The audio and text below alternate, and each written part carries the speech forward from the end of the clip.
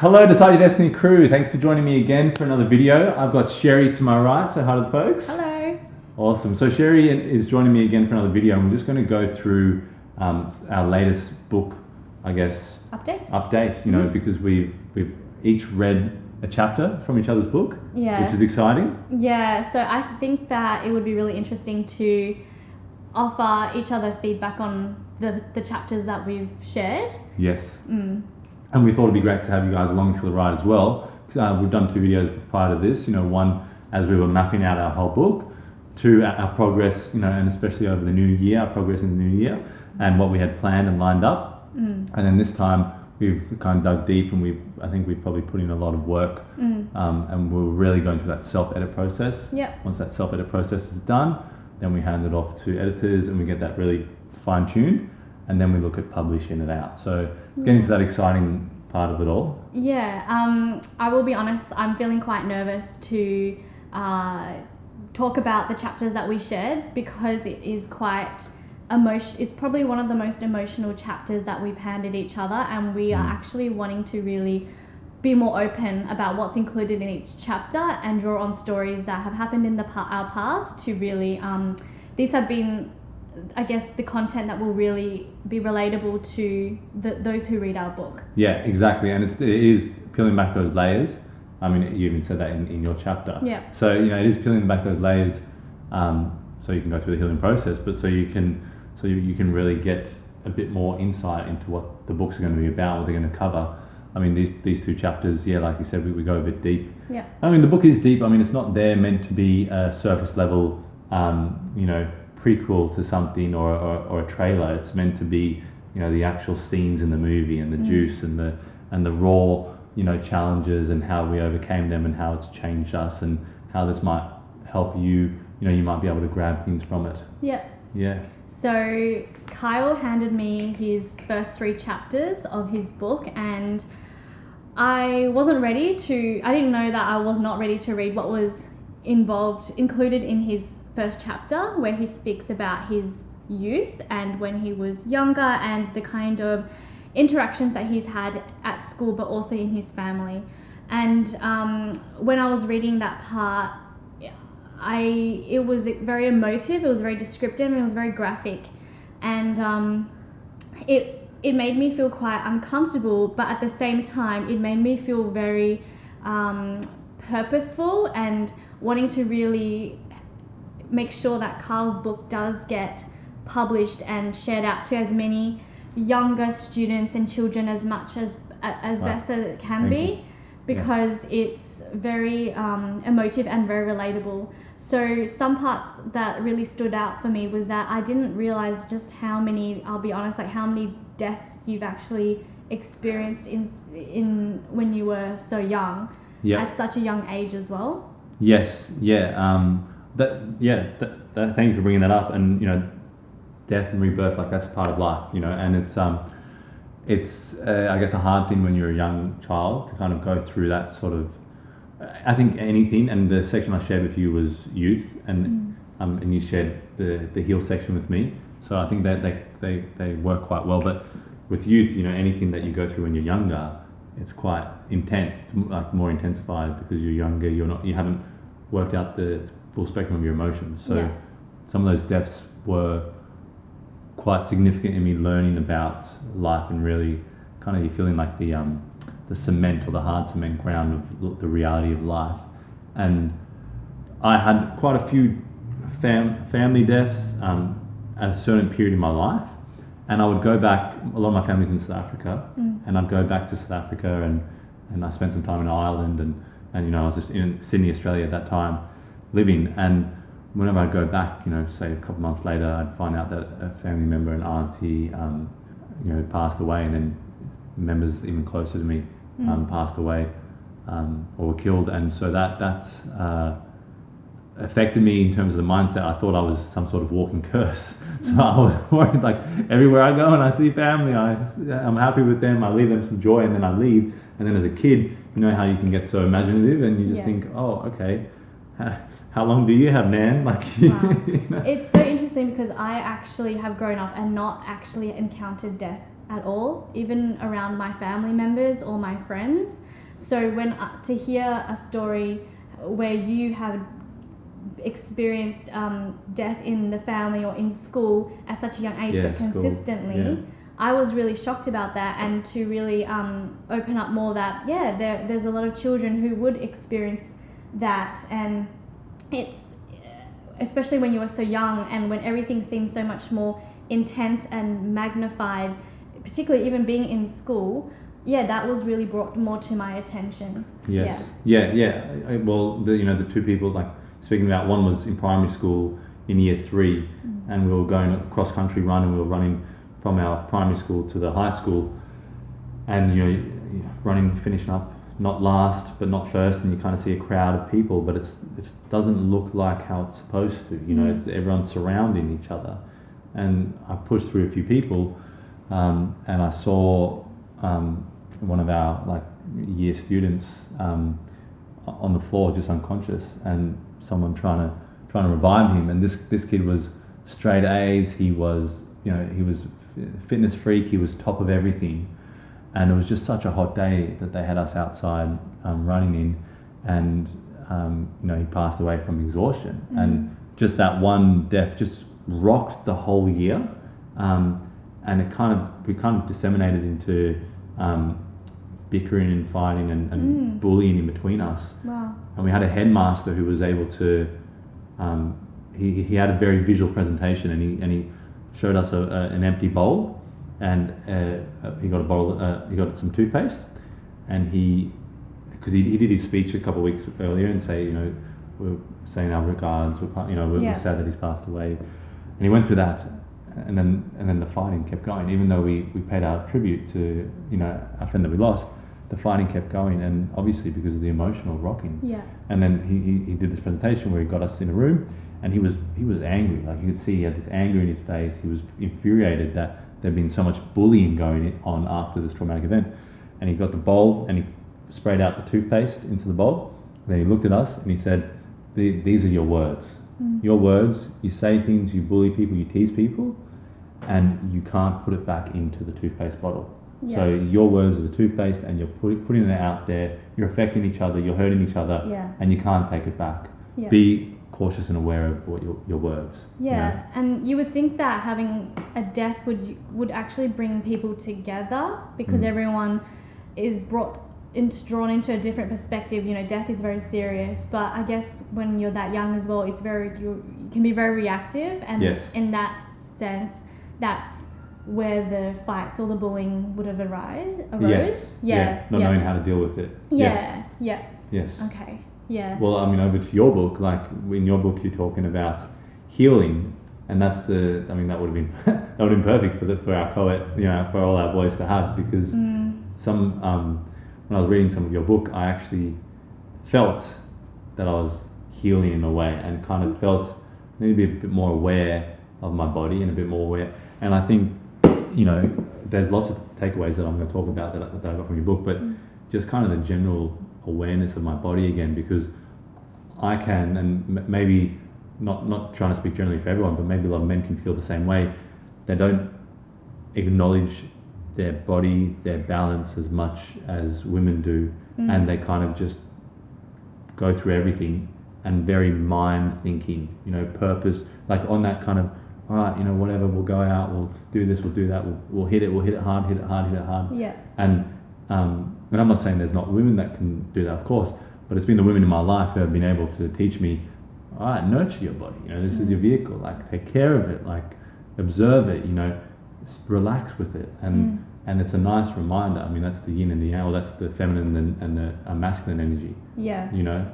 And even though my book is written, targeted to women because of the language and because it comes from me, what I share is still very valuable to men as well. It's about developing a better relationship with yourself and your body, and we all obviously have bodies, and here to really learn how to be more compassionate with ourselves and rely less on the external to determine how we are. So it's really good that you took something away from my book, especially since it was the language is towards women. Yeah, well, I took a lot. I think if you're going to enter something like that and read a section, you know, you're going to enter it with open mind.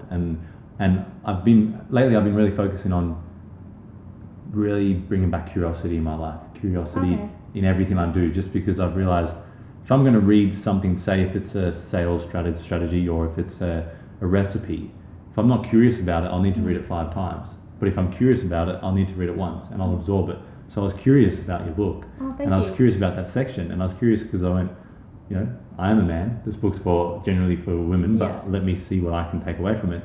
And I think one of the biggest takeaways as well was I was able to understand my own partner and women a lot more in that section, and really get what she's saying and get what, you know, some of the things like with your poems are so deep and kind of how you know, that certain, I guess, male figure could be absorbed in their world and absorbed in, but not interested in your world, and that kind of, and you really shared that vulnerability, which allowed me to see what damage in action can be done from a man's point of view.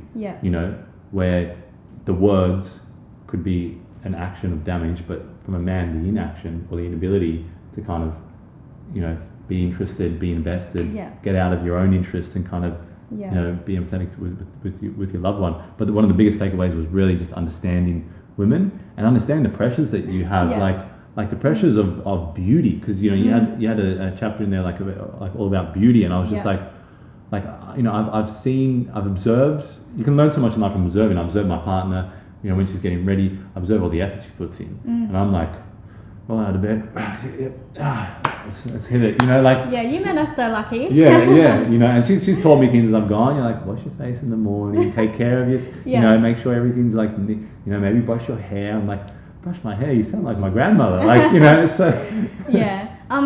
Just a bit of context with the chapter of Heal. I talk about how you can heal yourself after, well, some of the strategies that I've adopted when I was healing myself out of a relationship that was toxic, and it's to a part of that was to heal your perceptions or your beliefs about beauty, because when you're in relationships, those beliefs get really pressed on, or they get really challenged, especially if you have limiting beliefs about beauty. So I really help the reader uncover, like, what are your beliefs about beauty? Are they really limiting, or is it coming from an abundance mindset? Because what I mentioned in the book was that I see beauty as like this double-edged sword, where beauty is literally everywhere, and we can experience so much of it through feeling, through seeing, through experiences, through presence. It's untapped, Exactly, and anyone can access it. However, if you view beauty as just purely superficial, purely for something that is external and someone else has it and you don't, even though you actually have always had it, then you're going to live a very limited life, and unhappy one as well. So you limit your ability to experience life to the fullest, and that's what was happening when I was younger and in a relationship. It really pressed on that to then really help me build that a better belief system about beauty, or how I define beauty. So I'm glad that I included that section of beauty in the healing chapter as well, because I think that's just so relevant in order to heal ourselves as women. Yes, definitely. And men. No, I mean, definitely the kind of understanding of, understanding that healing and understanding the idea of beauty, I think is a big point, because that really drives us. And for me, what I've learned over the years is when you're talking to someone, their beauty can change. So you can see someone who looks absolutely like, you know, gorgeous, stunning, sexy, beautiful, and you can have a conversation in 2 minutes, all that can fade, and you can even get to the point, say, if they have a really rough personality, or a really self-centered, or a really harmful to humanity or others, or degrading to other people personality, they can just be like, oh, you don't look beautiful to me anymore. And then someone who you thought, you know, physically didn't look as attractive to you, you can have like a couple-minute conversation, and your heart and heart, or you're having like that heart and heart communication, that soul and soul communication, and suddenly they're like glowing with this beauty. You know, that's something that definitely I've noticed. But yeah, you really allow me to kind of understand. And I think it's important for, I would want all men to read that book, because the importance of understanding like the pressures a woman has. Yeah. I mean, men have a lot of pressures, and I'm big on men's health and mental health, and Yes. especially in today's day, and getting rid of stigma, and Yeah. the percentage of suicide astronomically outweighed by men. Yes. And I think that's got a big alignment towards having a purpose, and maybe your purpose is no longer, to kind of provide, and your purpose is taken away from you. So that's really something I'm passionate about, is making sure that men's health is really a priority. But with what you're looking at in terms of the pressures of beauty by a societal basis, from like what media says is beautiful, what advertising says is beautiful, what a woman thinks in her head. Like that was one of the great things about section. I got into your head and I got to work out, geez, is this what? Okay. Like I feel for you. I feel because and I know it's not just you. Yeah. Well, this is the thing. Like I actually don't draw up on any research about when I'm talking about beauty. It was just purely from my perspectives, and I was like I'm pretty raw and real in those. What I share about what I believed about beauty and what I was thinking when I was in relationships and how I viewed myself. So I just drew on what I was thinking at that time, and I know that other women would be thinking that as well, particularly when you are feeling insecure with who you are and how you look, and then you're in a relationship. You would have these thoughts that you just seem to can't get out of, or you end up finding situations that confirm those beliefs that make you just feel really in lack and just makes you feel really not beautiful. And I just call them out because that will help the reader know that you're not alone and there's nothing wrong with you. It's just an area that you are to put more attention and nurture for yourself. Yes, definitely. And that's also like even feminine energy, like a woman can have masculine energy and a man can have feminine energy, and even men can have some of those thoughts. And I'm not someone who has had a lot of those thoughts and those self-conscious thoughts, and it's something that I always will bring up with female relationships that I have, and I'll be like, just let free, like don't be so self-conscious, like don't worry, like this person's not going to remember you. If her hair's out of place, it's okay. Like just it's all good, But that's me operating as me. I don't have the same experiences, and I don't have the same thoughts that have entered my mind in kind of like a feedback loop for years of, if I'm going out, instant anxiety, is everything sweet, So I think that's something that I understood, and I was able to learn something out of myself and my own understanding. I think especially in today's day, so important for everyone to learn something outside of themselves and their own belief systems and their own peer-reviewed papers that they read and their own favorite sites that they visit. Learn something outside of yourself and you'll be able to connect even more. Yeah, well, that's exactly what happened when I read your chapter, because I barely actually read anymore, or if anything, if I would be reading, it would be something health related. However, you sharing the chapter to me made me step outside my normal range of content and what I learned. Awesome. And it really made me realize that I need to be more open-minded, and it really helped me not helped me respect you so much more for the person that you've become. Oh wow, and thanks. Don't get the tears coming down. But honestly, it's just incredible what he shares from what he's been through, and I just can't wait for youths, especially men. When you're talking about men's health, I think your book is so relevant and so valuable in that area, because you were able to just express yourself and be so authentic in your youth chapter, where you can then allow other men to know that it's okay to have those feelings that you felt. And now the person you've become, who's so open-hearted, you're able to still walk the talk and show other men that you can be open with a big, beautiful heart. Like, that's incredible, and more men need to get to know him more and read his book. Wow, geez, thank you, Cherie. That's really special. I appreciate that, and that's the beauty of us sharing these sections is are we hitting the nail on the head? Are we getting to what we're trying to achieve? Yeah. Like I really want to be able to inspire and not motivate, actually inspire a shift and a change. Well, he definitely does that.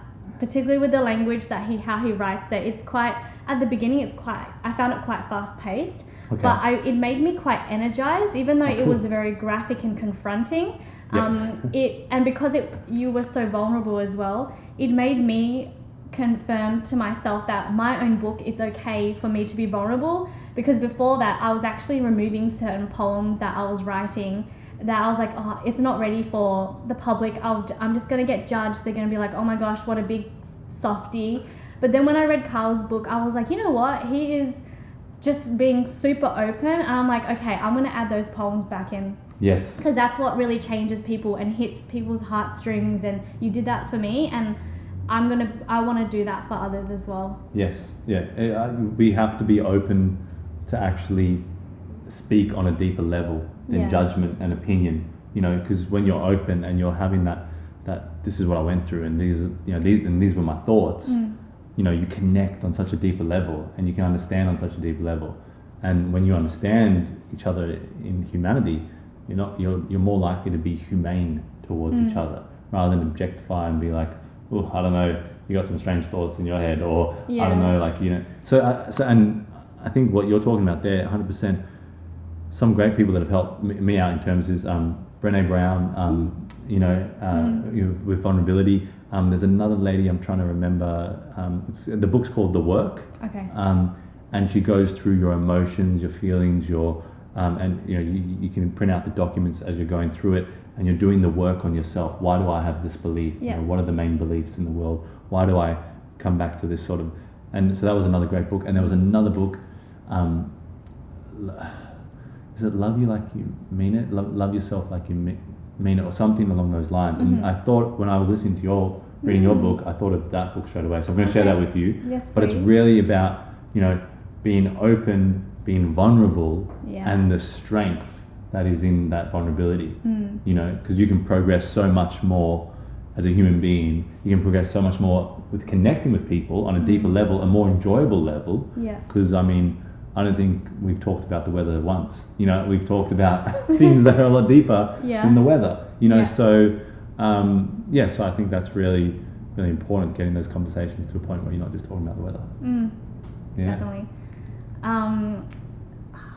Another thing as to why I was so appreciative to read your chapter was also because it's so important to be around people who are doing the same thing, and it's pretty obvious, it's important to be around a supportive environment, but just given the fact that our books are so open and vulnerable, I before even submitting the chapter, I was watching, then this goes to show how powerful the media can really make you doubt yourself. I was watching a series that's completely different to my book, and when I was in that series, I was like, oh, should I even publish my book? I was actually questioning my own reality and thinking who am I to write this book, or this book would just not be accepted and all that. And then the moment when I read your book, I was like, okay, this confirms I'm good. I'm still going to publish my book. And it's just insane the kind of environments that you put yourself in can really impact your truth and what you believe about yourself and your worth and all that. So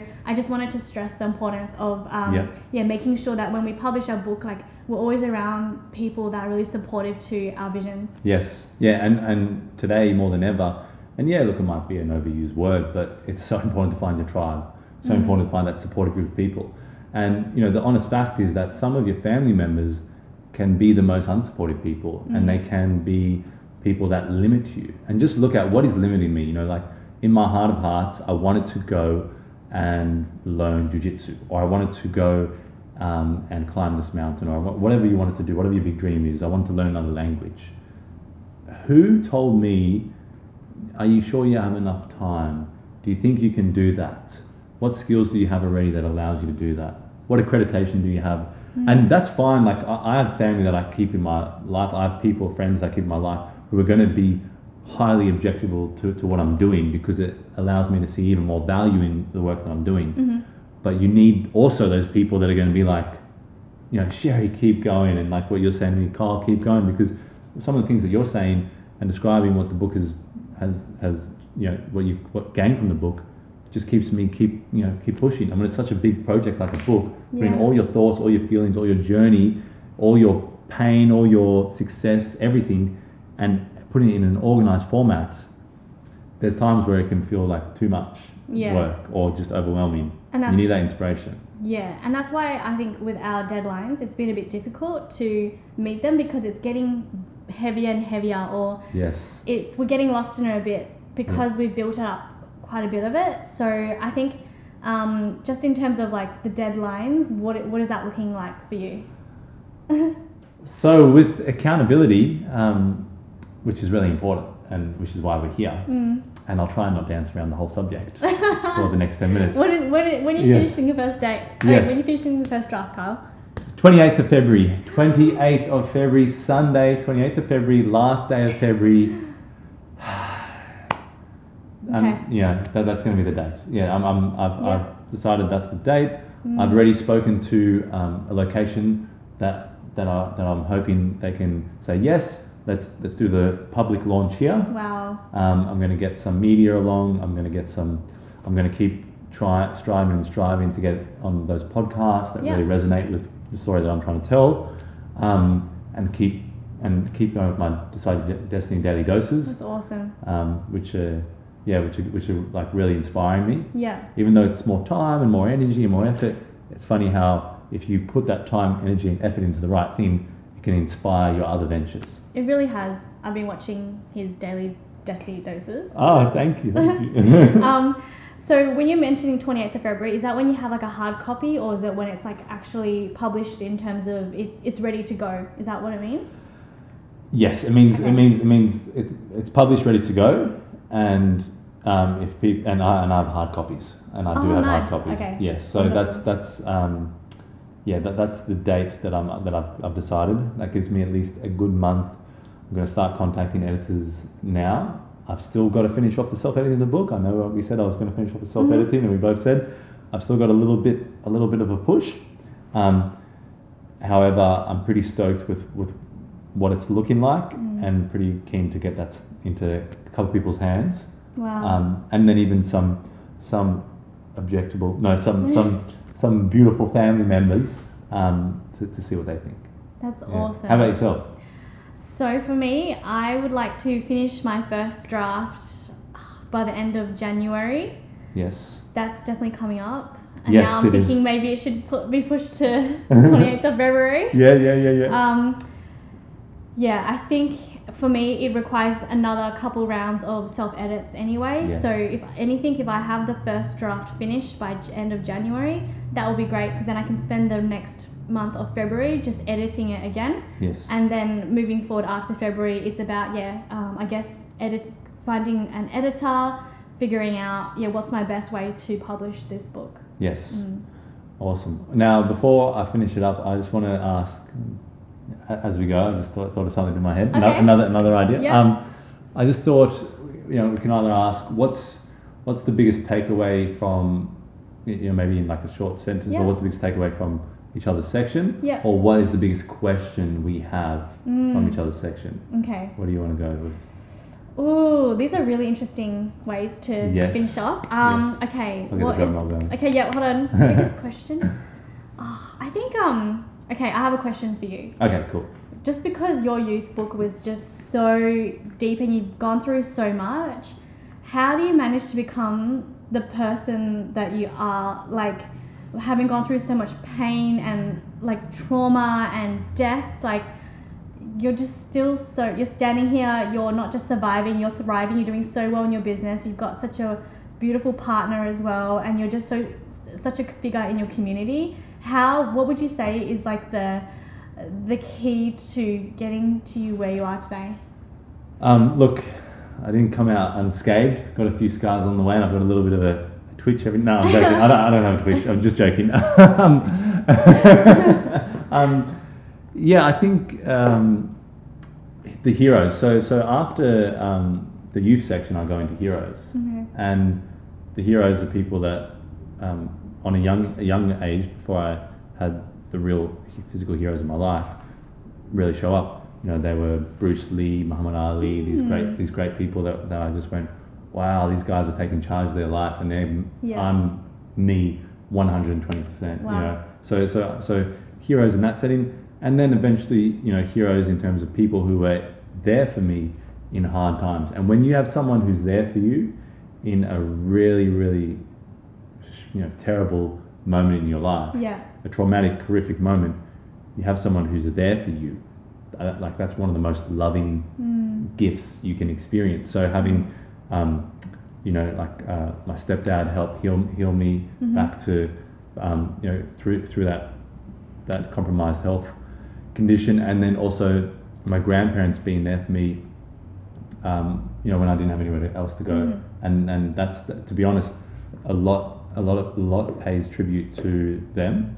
And I will say this: always pay homage to yourself for coming through things. I think because we will always say, it's this person, that person, and elsewhere, but you also got involved. You had to get involved. So if my grandparents at the start, I actually shut it off. I shut myself off, and I blocked myself off, and I would come home, and it was around the time that my cousin, who was like an older brother to me, was murdered overseas, and my grandfather overseas passed away in that sort of 8-month period, and it was right around the later years of high school, and I was really in this dark sort of place, and I was really in this tunneled off, could go either way sort of situation, and coming through that was there was a possibility because my grandmother was always there, so I would come home and I'd just go straight into, we called it dungeon because it was underneath the house, was next to where my grandfather's architect board was, and it was kind of in the back. That was where they had the bed. And so we cutely named it the dungeon, but I would just go to the dungeon,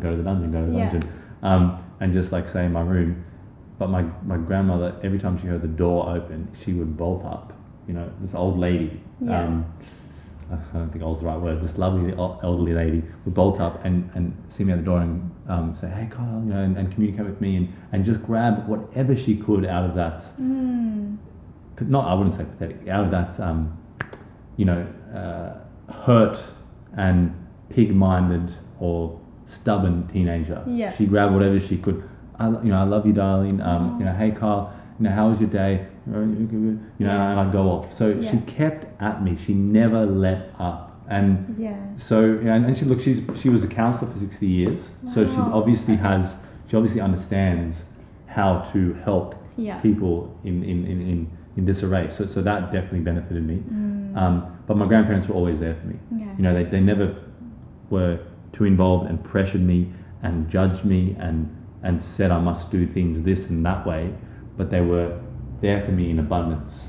And I could go, and for years, I guess where I learnt my wisdom and my values and my principles, and a lot of why I live the way I live today is because I would go into their bedroom every morning. I'd have an hour plus chat with them. I'd go into the bedroom every night, have an hour plus chat. I'd talk through life. I'd talk through the issues. I'd talk through everything. And as soon as I opened that key that my grandmother was trying to open by just keeping at me, it just flew out. And they were there. They were there without judgment. They listened. If I asked for their advice, they gave it. But they were just there to be there in a loving embrace. And really, my grandparents are my parents. In a lot of ways, because they were like the stable foundations in my life that I had as parents.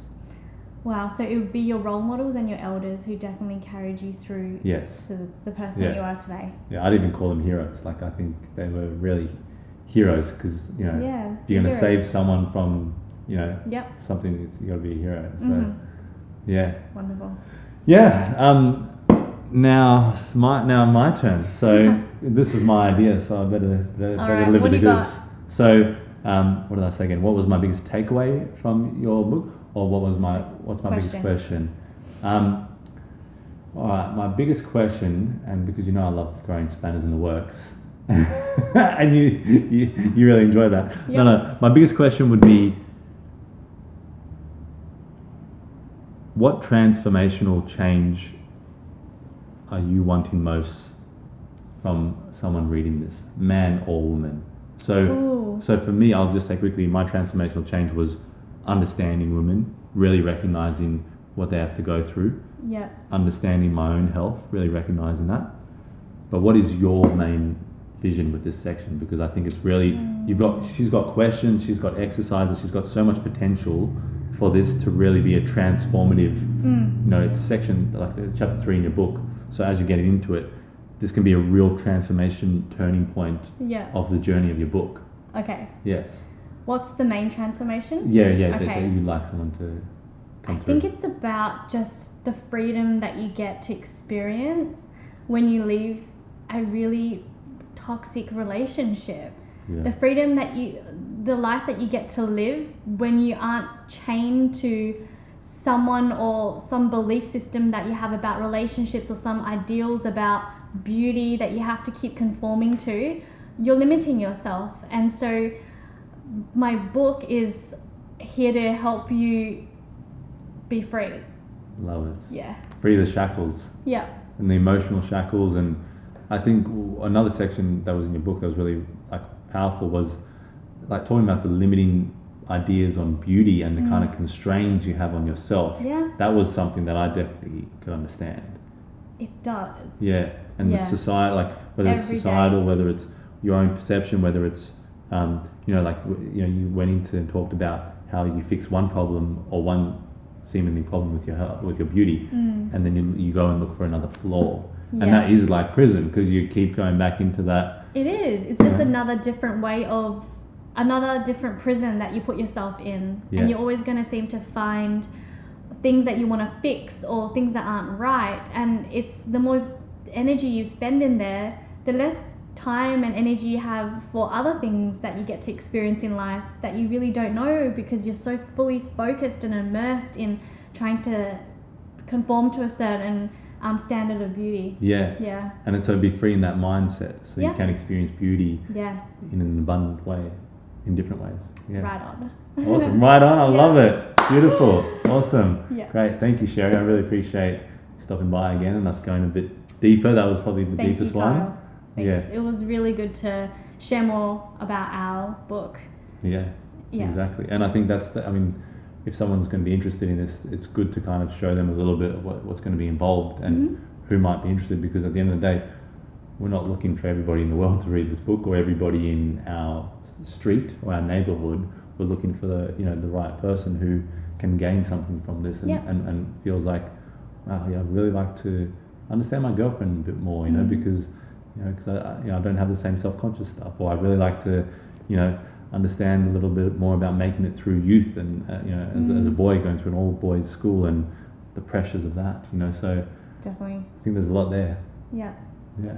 Awesome. All right. Well, thank you, my beautiful and loving, sweet Decide Your Destiny crew. I appreciate you joining Cherie and myself again for another one. And we're looking forward to our deadlines coming up and sharing more information about when we actually do get this book out there into the world. And we appreciate every like, every share, every comment.